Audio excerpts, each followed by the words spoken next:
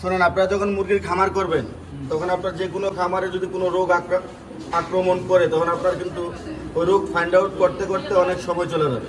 আপনাদের কাছে ঠিক একটা রানীক্ষেত বা গাম্বুরের রোগ আপনার খামারে আক্রমণ করলো, আপনাদের কাছে একটা মুরগি মারা গেল, দু একটা মুরগি মারা গেল, এমন টাইমে আপনি তখন ফাইন্ড আউট করতে পারতেছেন না যে আসলে কি রোগ মারা গেল। তখন আপনার যদি একটা মুরগি মারা যায় তখনই আপনি কেটে যদি সেটাকে পোস্টমর্টম করেন, করার পর কিন্তু আপনি চাইলেই কি করতে পারেন, ওই রোগটা ফাইন্ড আউট করতে পারেন।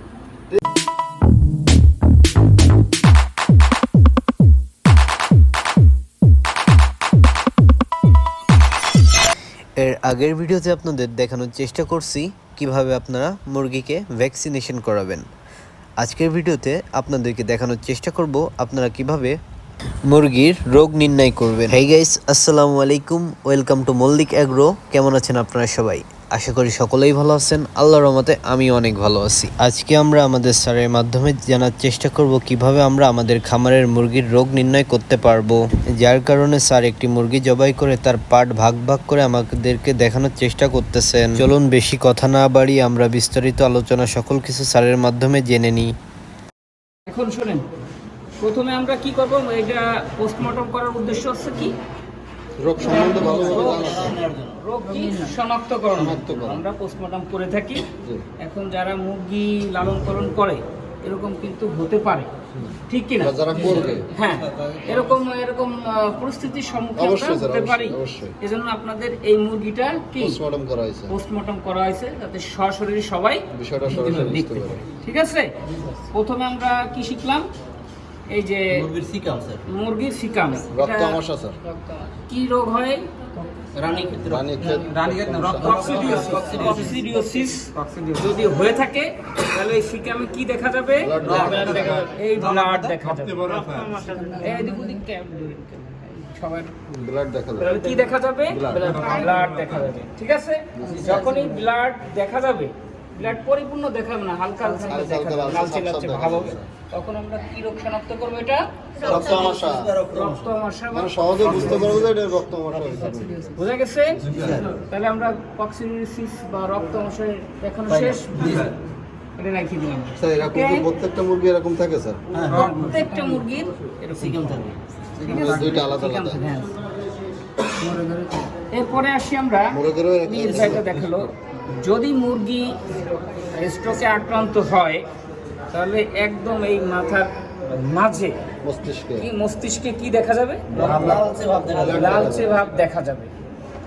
ঠিক আছে, তখনই আমরা বুঝে নেবো কি আরেকটা কারণ আছে। আরেকটা কারণ আছে, মুরগি যদি স্ট্রোক করে তাহলে ও মারা যাওয়ার পরে এই পা দুটো কি থাকে? উপরের দিকে থাকে। বুঝা গেছে? সহজেই বোঝা যায়, এই লক্ষণগুলো দেখলে বুঝতে পারবো যে এটা স্ট্রোক করছে। এরপরে আরেকটা রোগ, যদি মুরগির সর্দি কাশি আক্রান্ত হয় বা মারা যায় তখন আমরা মুরগি কিভাবে চিহ্নিত করব? এই রোগটা এই জিহ্বায় কি থাকবে? লালা থাকবে। লালা, আমরা যদি লালা থাকে তাহলে আমরা কি বুঝতে পারবো? ঠান্ডাজনিত কারণে মারা গেছে। এর পাশাপাশি আমরা শ্বাসনালী, এই যে শ্বাসনালী, আরো ভালো বোঝা যাবে। শ্বাসনালীতে কি দেখা যাবে? লালা দেখা যাবে। শ্বাসনালীতে কি দেখা যাবে? লালা জাতীয় যে দেখা যাবে এবং পাওয়া যাবে। কিন্তু এই শ্বাসনালীতে কোনো নালা জাতীয় আছে? আছে? নাই। তাহলে এই মুরগিটি কি সুস্থ? ঠান্ডাজনিত কোনো সমস্যা নেই। বুঝা গেছে? তাহলে আমরা এটা রাখলাম। ঠিক আছে, এরপরে আরেকটা রোগ কথা কি, রানীক্ষেত রোগে যদি মুরগি আক্রান্ত হয় তাহলে লিভারটা কি হয়ে যাবে? ফুলে যাবে। এই লিভারটা ফুলে যাওয়ার পাশাপাশি প্লিজ আরেকটা লক্ষণ দেখা যাবে, এই কালারটা কি হয়ে যাবে? এই লিভারের কালারটা কি হয়ে যাবে? কালো, মানে আরো কি এই যে কালারটা আছে আরো কি ডিপ কালার হয়ে যাবে, গাঢ় হয়ে যাবে। গাঢ় হবে, মানে আরো কি সাদা সাদা ভাব এসে যাবে, মানে এরকম গাঢ় রং থাকবে না। মোট কথা হচ্ছে এই কালারটা, এই রানী হ্যাঁ এই কালারটা কি হয়ে যাবে, চেঞ্জ হয়ে যাবে এবং এটা কি খুলে যাবে, বুঝে গেছে? স্যার অনেক সময় তো এটা একবারে সাদা হয়ে যায়, তখন কি হ্যাঁ ওই কালার চেঞ্জ মানে কি, সে রানী ক্ষেত রোগে আর কি ছিল? হ্যাঁ এই যে এটা আমরা চিনি, এটার নাম কি? গিলে গিলা বলে, তাই না? হ্যাঁ।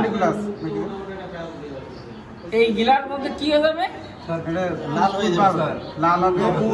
পুষ হবে বা কি লাল লাল দেখা যাবে, তখন আমরা বুঝতে পারবো কি কি হয়েছে, বুঝে গেছে? স্যার এই গিলা যখন আকার বড় হয়ে যায় তখন কি হয়? কোনটা? গিলার আকার যখন বড় হয়ে যায় সাধারণ আকারের থেকে, হ্যাঁ ফুলে বড় হয় না, জাস্ট রোগে যদি আক্রান্ত হয় তখন সামান্য একটু ফলে, বুঝে গেছে? স্যার আমার মুরগি মারা গেছে, গিলা ফুলে গেছে, অনেক বড় আকৃতির হয়ে গেছে।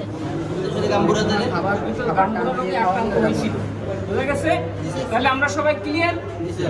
আর কোনো প্রশ্ন আছে? হ্যাঁ আরেকটা হয়, গাম্বুরা রোগে আক্রান্ত হলে এই রানের মাংসে একদম ফ্রেশ আছে, দেখছেন? এই বডিতে কোনো লালচে ভাব আছে? এখানে লালচে ভাব থাকবে, ফুটা ফুটা ফুটা ফুটা এরকম লালচে থাকবে। আপনি যতই কি বলেন না কেন, তো ওই মাংসের মধ্যে থাকবে, ওটা আর যাবে না। তাহলে এটা কি রোগ? গাম্বুরা রোগ।